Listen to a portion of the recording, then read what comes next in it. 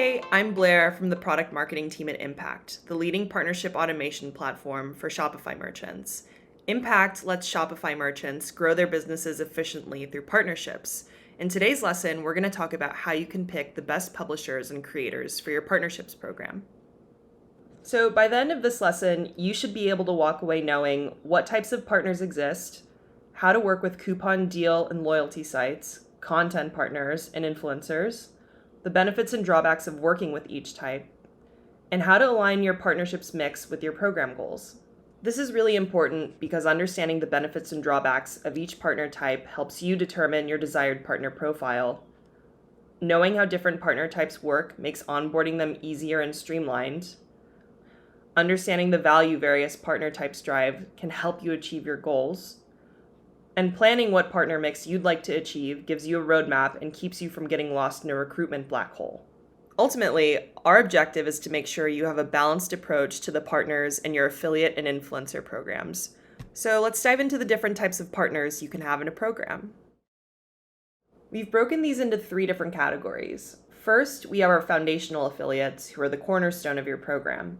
They're really sophisticated and they've been in the industry for a while. So these are your coupon sites, loyalty sites, deal sites, content partners, and sub-affiliate networks. Next, we have growth partners. This category of partner is newer to the industry and might focus on creating original or niche content for their followers. These could be influencers, product review sites, etc. And finally, at the top here, we have emerging models. These are typically found in really well-developed, mature affiliate programs and include technology partners, card-linked offers, and strategic B2B partnerships. For today's lesson, we're going to take a deep dive on partner types that fall under the foundational affiliate and growth partner categories. And these are coupon, deal, and loyalty sites, content partners, and last but not least, influencers. I'll provide a more in-depth overview of each type, then cover the pros and cons of each, and finally give a rundown of best practices on working with them. First on the list is coupon affiliates, which, as you can imagine, sounds exactly like what it is. They provide coupons and consumer offers to people looking to make a purchase on your site. RetailMeNot, Honey, and Offer.com are good examples of coupon affiliates. Next are deal affiliates, which sounds really similar to coupon affiliates, but they're more product-driven. They're focused on a site-wide or category-wide offer. For example, they'll promote the best possible offer for a particular brand name jacket. Top deals affiliates include Slick Deals, Brad's Deals, and Tech Bargains, which is owned by Ziff Davis. Next up are loyalty affiliates. These affiliates create loyal shoppers who get some sort of reward when they go to a particular site. Part of the commission you pay the loyalty site is given to the end user. So, for example, if a loyalty partner drives a sale that's $100 and you're paying them 10% commission, they'd take a percentage of that 10%, let's say 50, and they'd give the 5% back to the consumer. So, what are the benefits and drawbacks of coupon, deal, and loyalty partners? First, these types are a great place to start if you're new to partnerships because they understand how exactly partnerships work. They're really well versed in driving sales and traffic, and typically don't take a long time to start generating sales. These types of partners typically already have large, loyal audiences, so it's important to understand that the customer buying your product is a shared customer. That means they have more affinity for the publisher's brand than yours, and they might only be buying your product because the publisher said your brand is to be trusted. Sometimes there are drawbacks to working with these types of partners too. Sometimes coupon, deal, and loyalty partners work closer to the end of the user journey, which means they might be providing lower value to your brand. Another potential drawback is that sometimes luxury brands worry that discounting negatively impacts their brand, but that's up to you to decide. Our recommendation to newer brands is to at least try working with coupon, deal, and loyalty partners. Testing and learning is a really important concept in all types of marketing and acquisition, so if you aren't seeing any value from a partner, it's totally fine for you to stop working with them, but you might be missing out on opportunities if you don't try working with them in the first place. As with any partnership, it's best to start working with coupon, deal, and loyalty partners with a get-to-know-you call. So you want to learn as much as you can about the company. Ask them, what are their capabilities to promote you? What is the demographic profile of the average user? How do they drive traffic?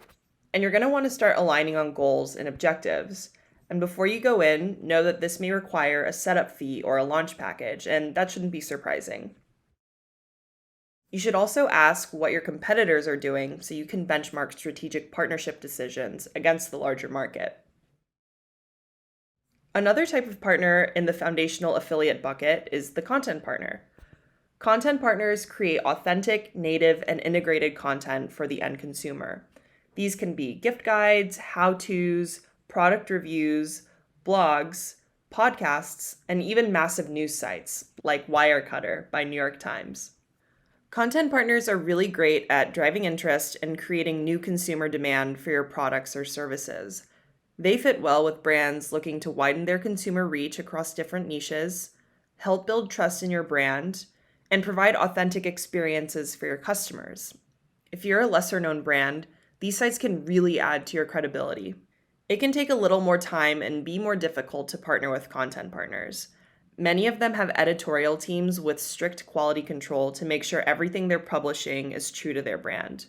Sometimes content partners might require you start with sponsored content to test reader interest, which would mean you'd have to pay a flat fee to get a piece of content placed. When it comes to getting started with content partners, it's kind of similar to what we discussed with coupon loyalty and deal partners.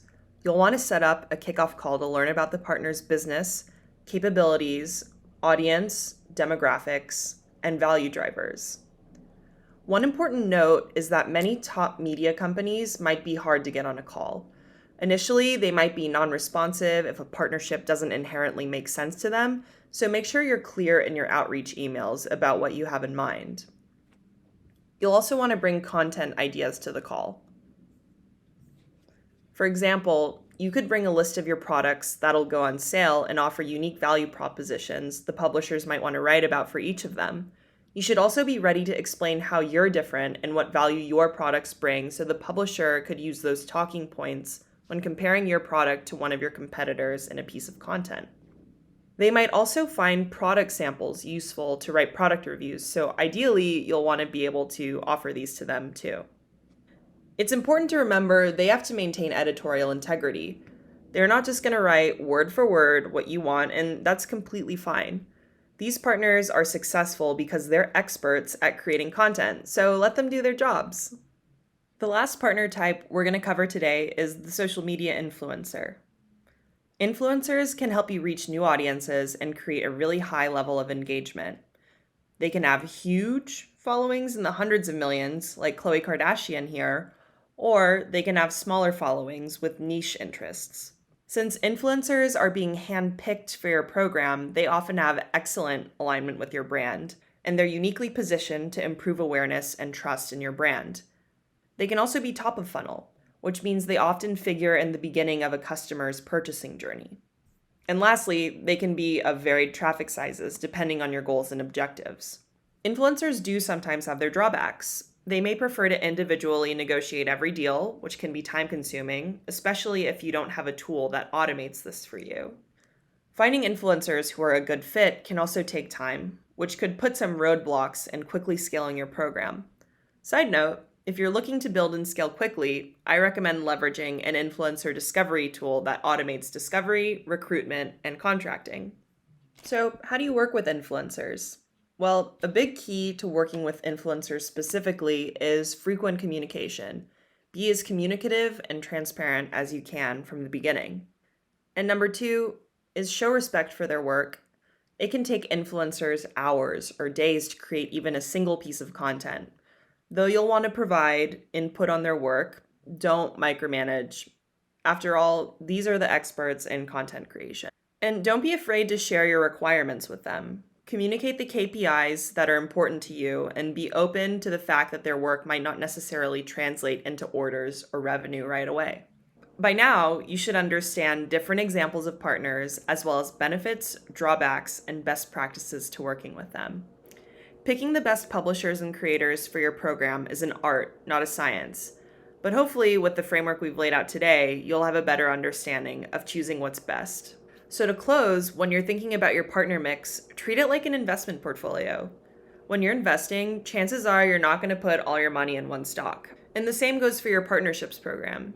Make sure you have a diversified mix of partners and don't put all your eggs in one basket.